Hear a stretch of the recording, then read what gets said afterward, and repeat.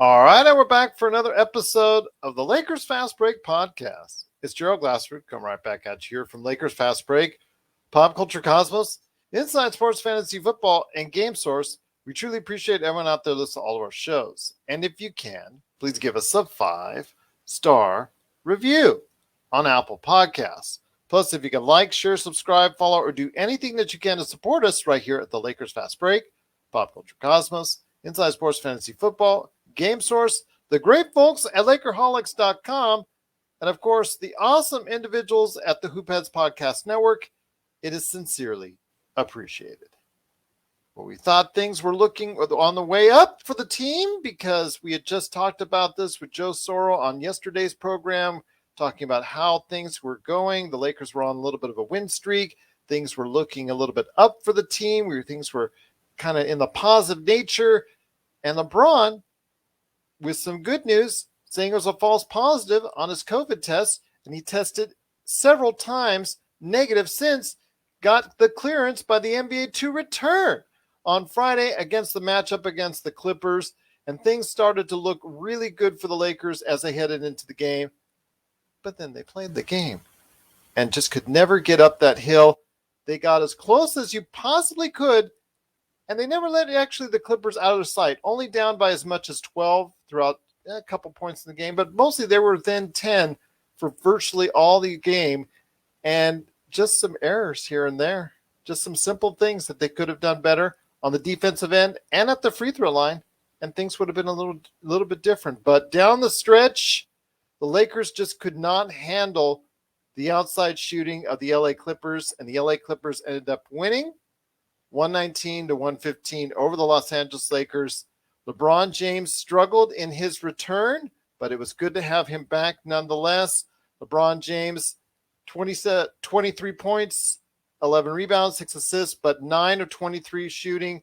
Anthony Davis chipped in with 27 and 10, but both guys were part of the issue with some free throwing, 7-11 for Anthony Davis, 3 for 5 from LeBron James. The team overall from the free throw line was at 61%, which is a major reason why that they lost the game, because the Clippers shot significantly better than the Lakers did from the free throw line, made 4 more threes, but the Lakers dominated on the inside, but still it just wasn't enough as they could not get their execution on defense. It fails again for the Lakers. And here today to talk about the game, still, again, a good performance from Malik Monk. I want to go ahead and throw his name in there because I really was happy with his performance in the second half. 20 points, all of it in the second half. Really came in with some hot shooting. Carmelo Anthony added 13, so really not too bad off the bench. But again, coming down the stretch, just that execution on the defensive side did the Lakers in. And here today to talk about the game is a good man indeed. He is the mastermind behind LakerHolics.com. Is LakerTom and LakerTom. It was good to have LeBron back, but unfortunately, strong performances down the stretch from Luke Kennard, Paul George, and dare I say it, Isaiah Hartenstein were the reason he played very well. The Lakers didn't make it through tonight.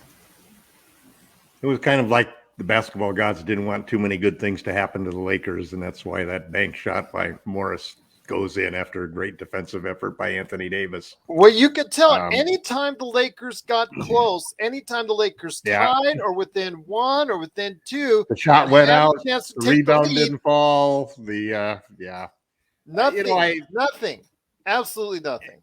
And this was all game long. They never made it up over that hill. Yeah, there must have been like 6 or 7 shot opportunities to get that lead, and they never did get it. And in the end, you keep doing that, and you leave yourself open for the lucky shot. The free throw line was an issue, and then again, we lost the analytics battle to the Clippers. Basically, yeah, they got 8 more points from the free throw line and 12 more points from 3-pointers. Total of 20 points. We got 19 points from points in the paint over them. So it was an analytics game versus the dinosaur lineup that Frank Vogel put out there. I mean, do one thing great, Frank. You know, you make a great move by saying, okay, I'm going to replace DeAndre Jordan with Dwight Howard. because Jordan it's just not working with Jordan. Then, this is before LeBron gets 8 tries at negative in his COVID tests. So then they find out that, LeBron's going to play. Now we only got one spot for a shooter left if we're going to start Dwight. And so who does Frank in his I don't know whether it's an unconscious bias for old school basketball and a belief that spacing just doesn't matter, and that as long as we've got 71.4% three-point shooting, Dwight Howard stretch 5 in the lineup, we don't need anybody else who can shoot. And so we go out there with LeBron James at 34% being the only three-point shooter that we have over 30%. The biggest negative of the night, Dwight Howard, right behind him, Horton Tucker, who again had a terrible game, missed all of his three-pointers. But spacing doesn't count as far as Frank is concerned. So, Frank lost the game as far as I'm concerned. I thought the team played great. I thought they came back at least a dozen times during the game and made clutch baskets to stay close. Just couldn't get it over the hump. They just couldn't get over the hump. And part of it is that they put themselves in such a hole in the first half, fighting back through the entire game. And it wears you out at a time. And they left themselves open to the basketball gods saying, nah, you guys got to play some more defense. And they just basically couldn't do that. Some of it is that the Clippers have some guys who are really adept, especially Paul George, at getting shots off and hitting them, and he's as good a master of the mid-range jumper as Chris Paul is, or any of these guys are, You find something in the game where every team's defense channels you to force you to take a mid-range shot, and then a few guys in the league are so good at that it's become an advantage for them, and the whole league is playing right into their hands. And championships, we know from looking at Kobe and looking at Jordan, championships can be won by great mid-range shooters, even in the three-point era. I liked what I saw from the team hustling back there. I would have put Monk in the starting lineup. You just can't go out there with no shooters. I mean, and I don't know Frank has been very erratic. After 22 games, he announces that Dwight Howard's not going to play tonight. I'm going with my guy DJ. And then 3 minutes into the game, he yanks DJ, ends up with a fight screaming at him on the bench, and announces that they're going to only play one center at a time going forward. And then he comes back and starts THT, who in the last 5 games had the worst net rating of any Laker player by substantial margin, and is not a three-point shooter. He's shooting like 28%, I think, from 3. Those are just dumb moves that it didn't take him. How many people, if you went out and talked about basketball people who are following everywhere from bloggers like us to people who are on the beat and being paid to report on the Lakers, everybody has been saying, that DeAndre Jordan is a terrible fit. The stats say it. The eye tests say it. Same thing with Avery Bradley. And yet Frank sits there and says, well, it's Avery Bradley's courageous spirit that infects the entire team. And that's why he's so valuable in there and so forth, even though the numbers show that when he's on the court, we don't play well. And the same thing with DeAndre Jordan. I don't know what he ever would have seen that nobody else saw, including us, that made Jordan the starter. So you've got a coach who's obviously must be feeling the pressure at this point in time. And the team needs to win. And we didn't win tonight. Now we're back at 500, and AD's promise of the 10-game winning streak is, again, just one of those things where you end up saying this is just one game. Of course, that's the 24th one game in a row where maybe out of 23 of them, we've been disappointed, and one of them that we've been happy with. So we'll have to see what happens with the Celtics, whether Frank will make any changes in the lineup. I mean, I think he's just as likely to put Jordan and Bradley back in the starting lineup as he is to do anything intelligent. Well, that would be based off of Bradley's thumb. Bradley has a thumb issue right now, so we don't know how long he's going to be out. Well, but it's not going to operate on it. Yeah. Could come back as early as next game, but we don't know that. The problem is that I have no confidence in what Frank is going to do, because he totally does not understand that you need to have shooting in the lineup. Even if it costs you some defense, it will get you back more points than you lose on defense. It's great to say, hey, we played great defense and I put my best defenders out there. And of course, our best defenders have the worst offensive ratings on the team, and that means that you lose. It's a pretty simple game, you know. More baskets made by one team beats the other team every time. Well, I want to ask you this. I mean, you've got to be encouraged by Malik Monk. You know, it was one of the things I was asking Joe Soro from LakersBall.com on, is the fact that I want to see him play more, but play more consistently.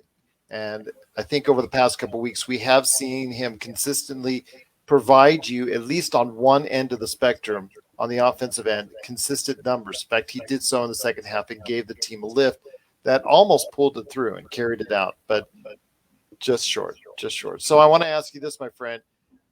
I agree with you that Monk should be right now in the starting lineup, because right now you got to go with the hot man, and he's right now one of the hottest players on the team, if not the hottest, because he seems to be shooting better, more consistently than anyone. I think that there's a reason why he's obviously very deficient on the defensive end, but right now, when you don't have a lot of good defenders, or any good defenders statistically right now, especially when you're in the bottom 5 teams in the defensive overall rating, it really doesn't matter. You got to go ahead and outscore teams at this point in time. If that's the case, I put Malik Monk in there 35 minutes, start him here there. Or Ellington. Either one of them is, they have to have some 3-point shooting gravity. And the other one, I agree with that, but I would say Monk right now. I would say Monk, he's a better fit. He's even worse on defense. The problem with Malik is that he's small. I mean, that's the problem partly with our guards, that our guards this year are 6'3" and 6'3", you know, as opposed to having 2 6'5" guards, like a 6'7" guard when we had Danny Green. But Monk is athletic, you know, and the way he kept us in this game, he probably made 3 or 4 clutch baskets that kept his team in the game at various key points of the fourth quarter. And they weren't necessarily all 3-pointers. A couple of them were nice drives to the basket and so forth. I also saw him make several good defensive plays at key points where he used his athleticism to tip a ball away from an attempted dunk by Hartenstein on a lob. So, you know, there were a lot of good signs, and the team is starting to come together.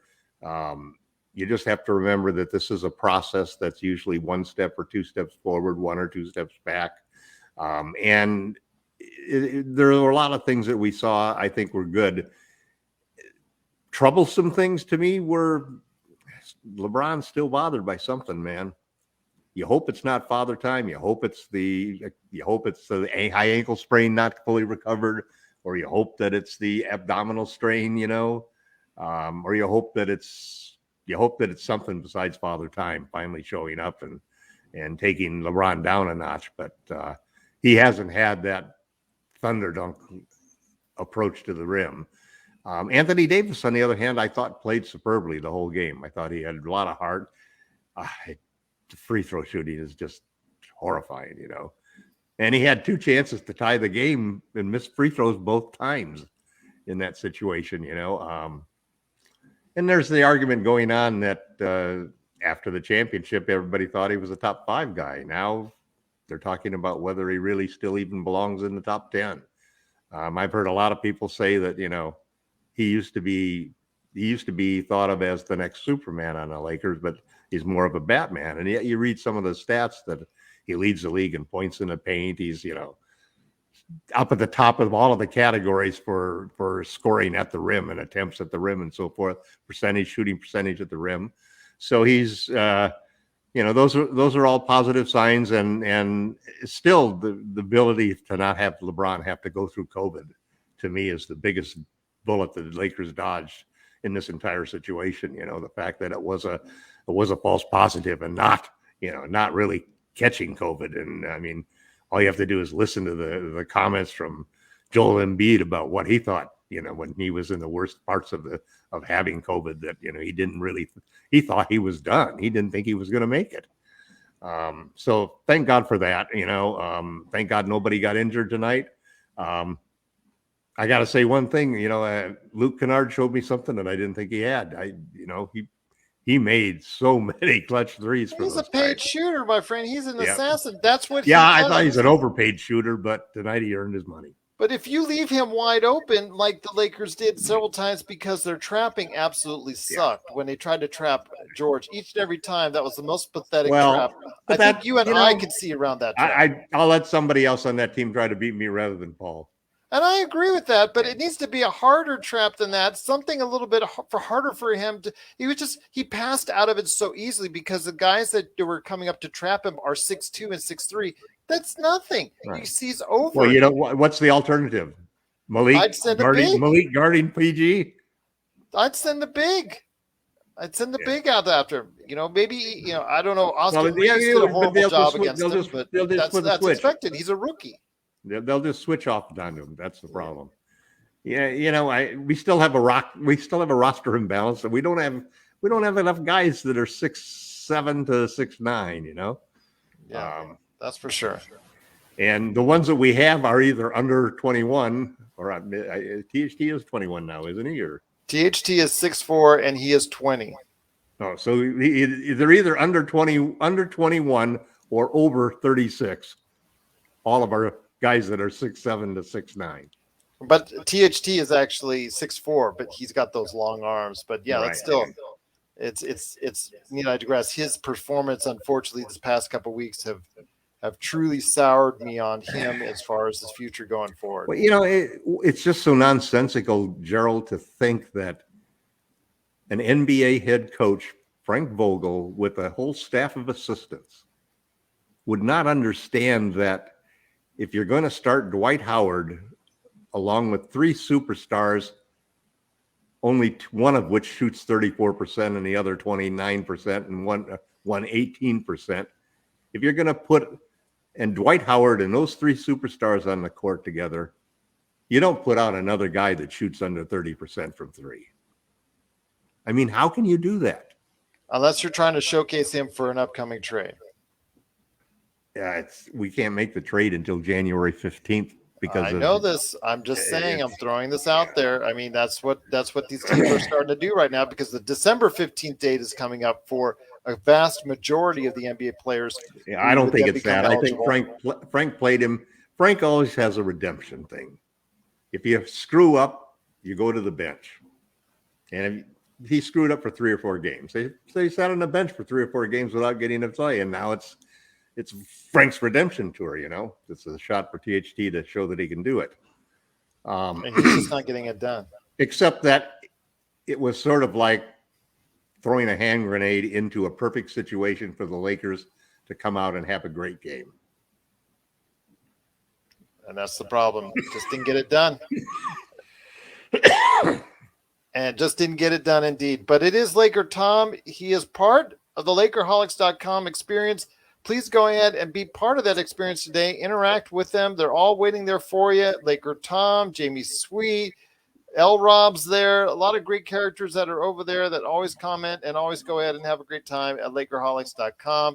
Unfortunately, the Lakers did ultimately lose. They just never got over the hump, got as much. They tied several times, got to 1 point, got to 2 points. They had several chances to take the lead and just didn't get over the hump.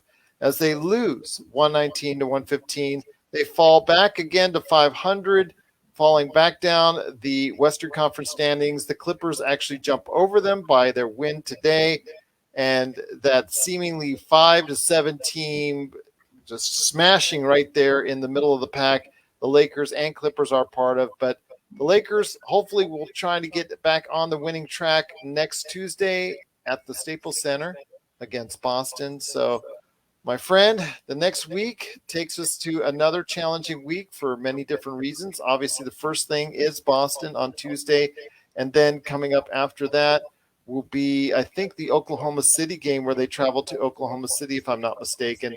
No, actually, Memphis first, and then Oklahoma City, the vaunted Oklahoma City. So I want to hear your thoughts.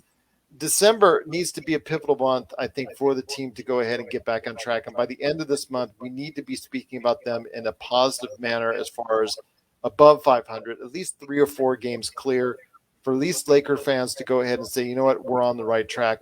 If they're not and they're still at 500 or below, things could get really ugly from here. So I want to hear your thoughts on the next upcoming week for the team.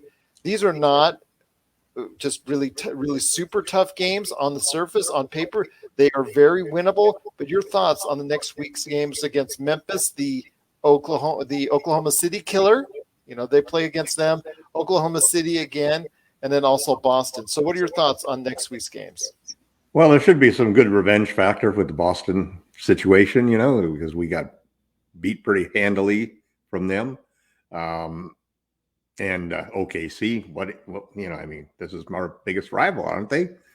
Seemingly, gosh. I would like to get a 26-point lead on them and then maybe build it up to 73 points, something like that. But you're absolutely right that the Lakers basically have to put together some winning streaks and long enough streaks that when you subtract the losses, they're gaining, in a situation. You can't go 5-5. You can't go 10-10 over the next 20 games. If they do that, Frank Vogel is going to lose his job. And I think the first thing that has to be done, and I'm in the middle of writing an article on it again, is this whole issue that if you have 3 superstars who are not great 3-point shooters, and that's what the Lakers have in LeBron and AD and Russ, you need shooting. The other 2 guys in the lineup have to be shooters.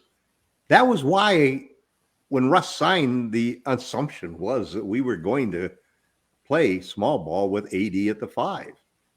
And as much as it was a good decision to replace DeAndre with Howard, it isn't a good decision to start a Howard. He's better coming off of the bench, being the only center coming off of the bench, and AD playing the 5. Now I know that means that you've got to trade off some defense for offense, but that's the same thing we've been talking about, Gerald, that we built a roster. We built a roster to play a certain way. And Frank was part of that decision to build that roster and make that trade for Russ and to go into the small ball thing because he likes the small ball lineup. But then Ariza got hurt.